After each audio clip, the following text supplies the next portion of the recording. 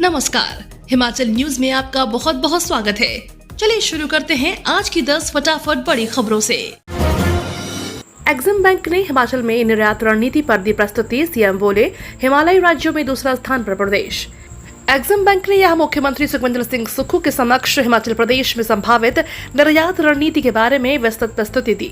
उन्होंने कहा कि प्रदेश pharmaceuticals, textile, light engineering, goods, स्वास्थ्य, बिजली, दूरसंचार, सूचना प्रौद्योगिकी तथा अन्य क्षेत्रों के लिए विनिर्माण हब बन गया है। सीएम ने कहा कि वर्ष 2019-20 से राज्य का निर्यात 9,000 करोड़ रुपए से बढ़कर 2022-23 में 17,000 करोड़ रुपए हो गया है, जो 62% वृद्धि को दर्शाता है। हरियाणा, पंजाब, राजस्थान को पानी दे रहा है हिमाचल, बदले में कोई वित्तीय मदद नहीं।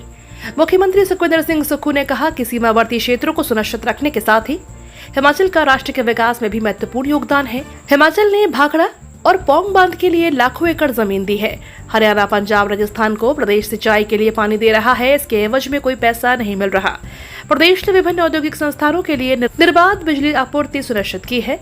हिमालयी क्षेत्र में हरित आवरण को बढ़ावा देने के लिए प्रदेश महत्वपूर्ण योगदान दे रहा है।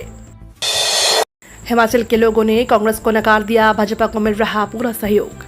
नेता प्रतिपक्ष जयराम ने शिमला से जारी बयान में कहा कि भाजपा को प्रदेश के लोगों का पूरा सहयोग और आशीर्वाद मिल रहा है। दावा किया है कि भाजपा प्रदेश में उपचुनाव वाली तीनों सीटों को जीतेगी। प्रदेश के लोगों ने कांग्रेस को नकार दिया है। लोकसभा चुनाव में कांग्रेस 68 में से 61 सीटों पर बिछड़ गई है। मुख्यमंत्री और ज्यादातर मंत्री अपना हलका नहीं बचा पाए। ऐसा पहली बार हुआ है जब प्रदेश में किसी सरकार ने इतनी जल्दी अपनी लोकप्रियता खो दी है। हिमाचल ने केंद्र से मांगा प्रोजेक्टों के लिए 10,000 करोड़ का बजट। हिमाचल प्रदेश ने केंद्र सरकार से विभिन्न प्रोजेक्टों के लिए 10,000 करोड़ रुपए का बजट मांगा है। नई दिल्ली में गत हुई प्री बजट बैठक में शामिल प्रदेश के उद्योग मंत्री हर्षवर्धन सिंह चौहान ने केंद्रीय वित्त मंत्री निर्मला सीतारमण के समक्ष मांग उठाई।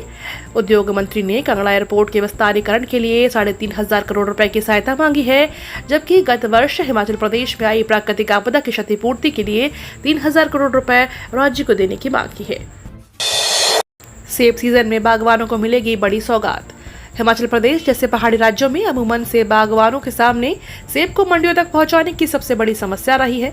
गुजरते समय के साथ इस समस्या को दूर करने के लिए सरकार ने प्रयास किए और सरकार के प्रयास अब फलीभूत हो रहे हैं। जानकारों के अनुसार इन सेब सीजन में बागवानों को राहत देने के लिए 4 नई मंडियां काम शुरू कर देंगी, जिसके साथ 5,000 मीट्रिक टन क्षमता का सीए स्टोर भी उपलब्ध होगा, जहाँ पर बागवान अपना सेब रख सकेंगे।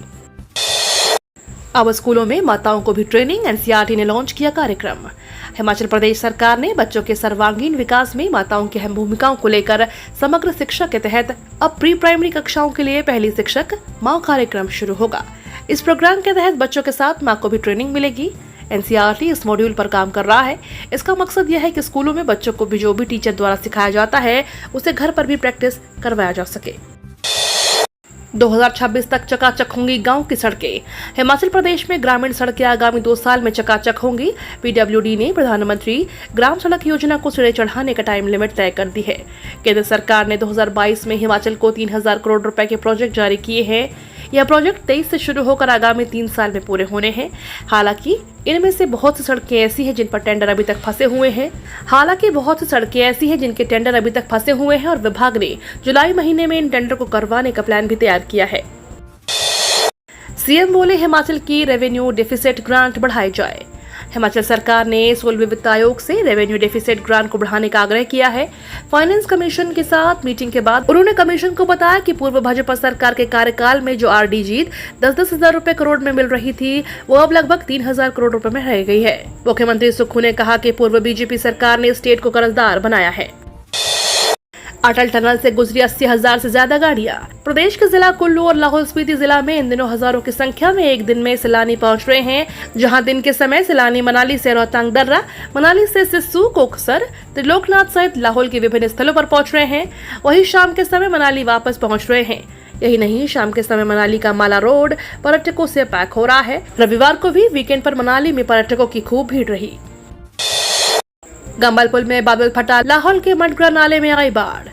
हिमाचल प्रदेश में मानसून जल्द ही दस्तक दे सकता है। राज्य के कई भागों में प्री मानसून की बारिश का सिलसिला जारी है। उधर जनजातीय जिले लाहौल स्पीति के मडग्रां नाले में सोमवार सुबह बारिश के बाद एकाएक बाढ़ आ गई। इससे क्षेत्र में हड़कंप मच गया।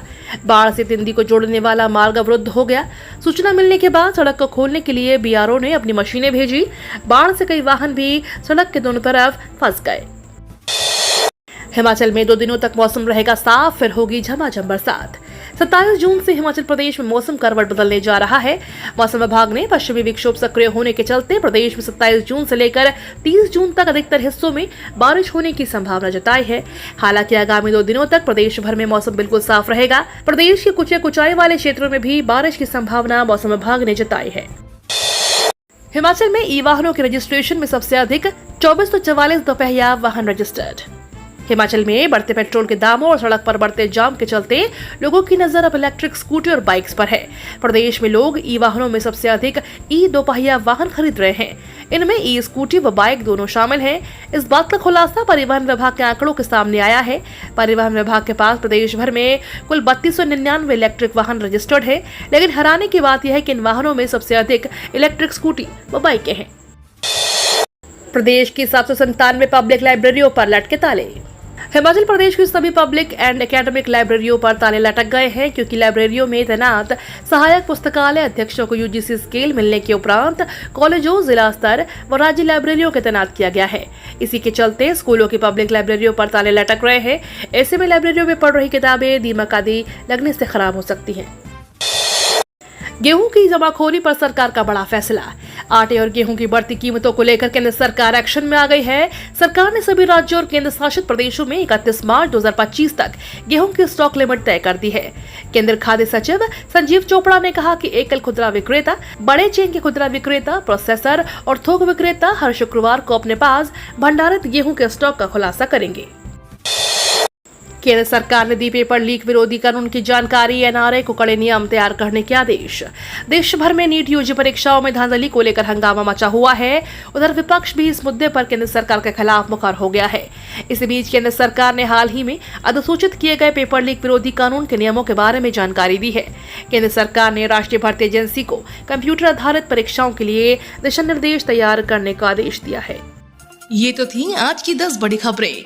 डेली खबरों से अपडेट रहने के लिए चैनल को सब्सक्राइब करना बिल्कुल ना भूलें।